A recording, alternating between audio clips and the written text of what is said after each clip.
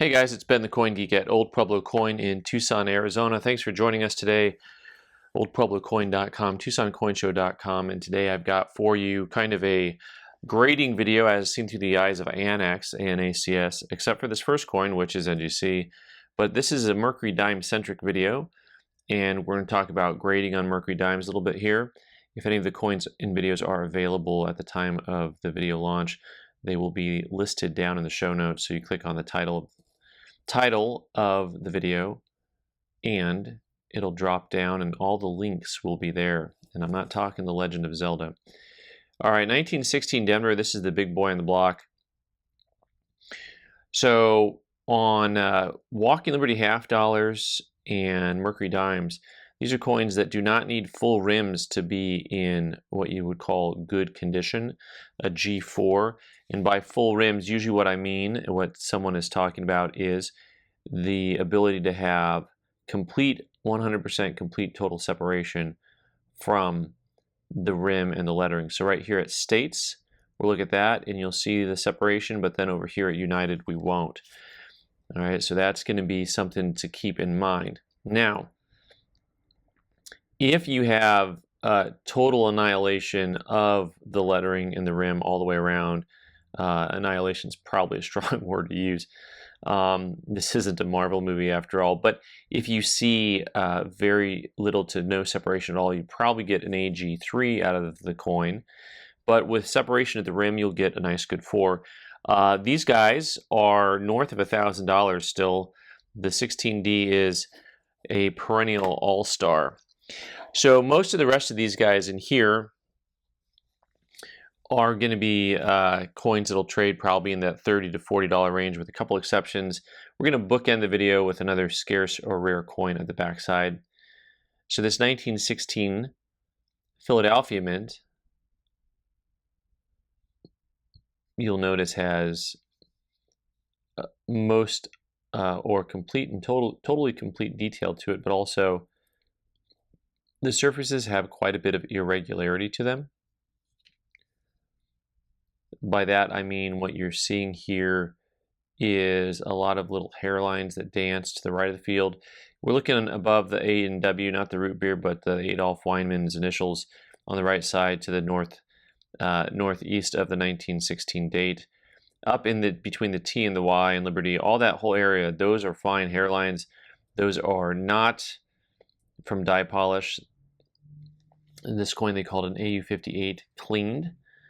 They gave it the details grade and they gave it the actual numeric grade, which for the most part companies do not do. Usually they'll just put AU details cleaned instead of like an AU58. ANACS does both. I think CAC did it for a hot minute. And so next up, 1916 San Francisco Mint.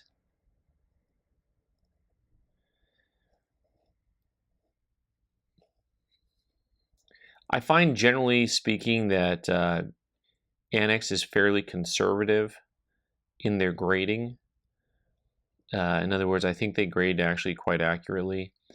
They're just not really, they don't really trade in the marketplace quite the same on high-end coins. But on what you would call really nice collector grade coins, they're pretty consistent and trade pretty easily. This had an XF40, EF40, extra fine 40, numerically a 40. That's all that matters. So this coin here, I actually think is more like a VF35.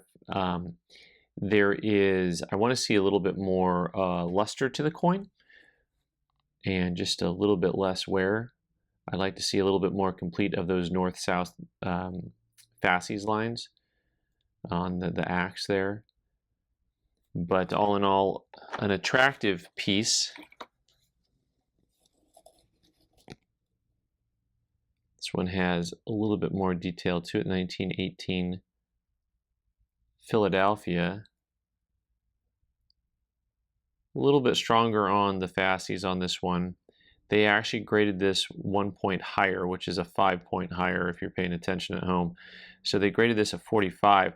And it is nicer than the 40.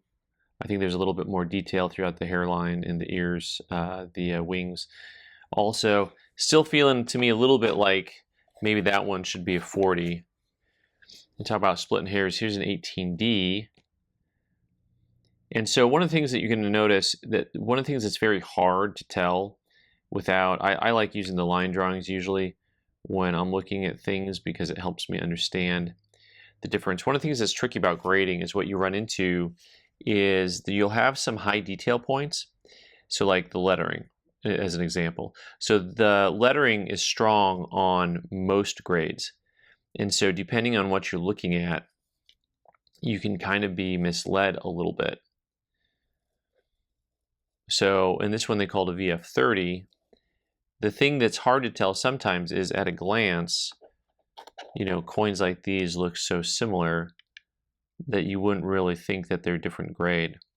And then the line drawings from the old school books help, because when you look at these areas in here, you start to understand there's actually very fine details that are missing throughout the wings and throughout the front of the headdress that are available here on this coin to the right. So if you're just glancing at coins, you would look at those two coins and say they are either identical, the same, or similar. And you would probably never really think that they were very different as far as the grade goes. When I talk about these old ANA guidebooks as the books to use to find some of that detail, where they start talking about the line drawings showing the amount of detail that you're going to have through those lines. And they're remarkably well done as far as just how much room, which lines show up and which lines don't.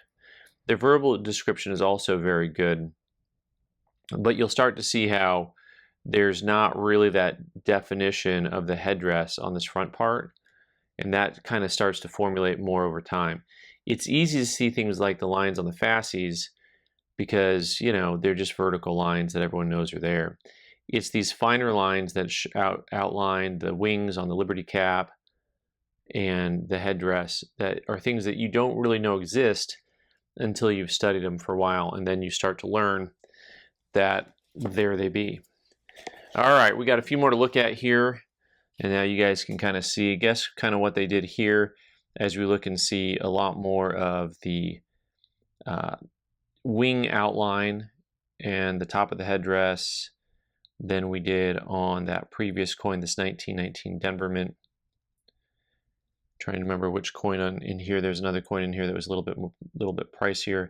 The one at the end is a lot pricier. So this one has pretty solid looking fascies. So this one they did call an XF40 on that guy. And I think this one's then, oh yeah, here we go. We got a 1921 Denver. Yeah, this one's pretty good. So this guy here, you've got a lot weaker detail around the headdress going over to the forehead portion. Really strong 21s for those of you who collect Mercury dimes. You know, obviously the 16D, and then there's the overdates. But the 21 and 21D, they just come super slick all the time. And so you can see, of course, all of the fascies lines are missing. Once again, you see that uneven strike, as coins don't just magically wear down on one side. This is usually a strike issue. You've got a strong bold United, and then the America side is a little bit softer. I think the same is kind of on the front here, as you can see the L and the I are stronger. So this one they called a VG8. That one's a tougher coin. I think that's, you know, a $100 plus coin on that particular one. Next up we have 31D Mint.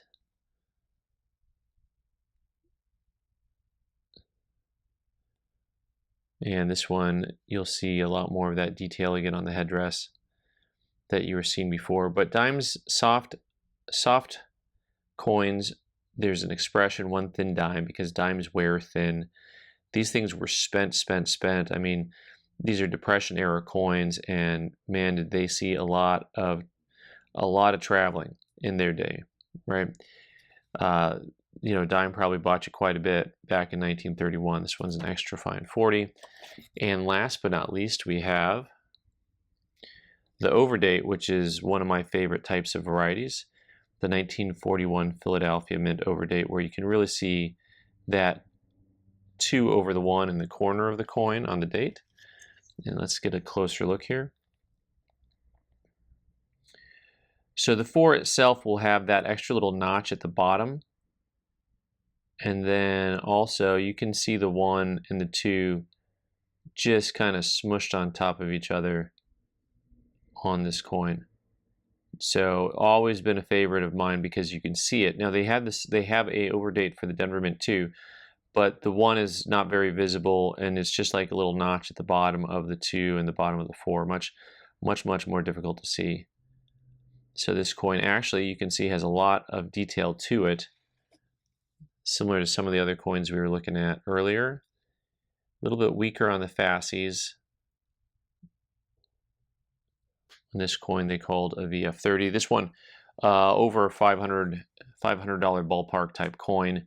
So we bookended that with the 16D, which is over 1,000, and then this guy, the 21D, is pretty tough.